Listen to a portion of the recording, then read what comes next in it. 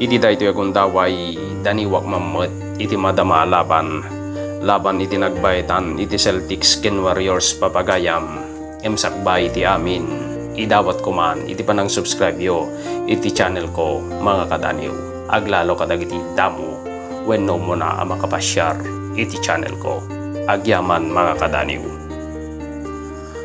Anya iti agururay ang mapasamak agtinagatan dagiti lobo ton bigat.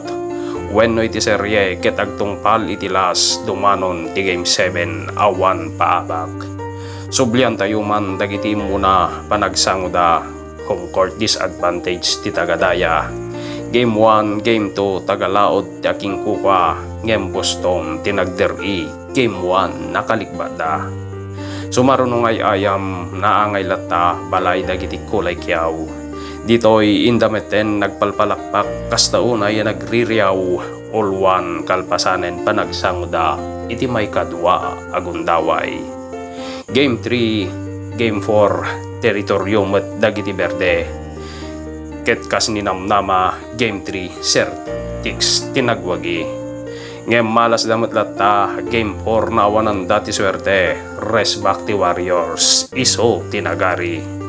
Game 5 back to 0 dan best of 3 langen ti laban. Ngem kalpasan ti final panagtunged iti orasan back to back losen ti Boston manin naabakdan. When game 5 nangabak dagiti Warriors in the all one ni Wiggins ken Thompson iti puntos. Game 6 Celtics nga ta ti makasubot wenno saanen ket agpatinggan iya laten ti kampyon dagiti tagalaod. Ngem Warriors narigat latta timang namnama tamutay met no kasano kapigsa. Team Celtics a kampyon iti daya tasaan na basta-basta dagiti sinanguda sakbay anadanonda iti ayanda ita.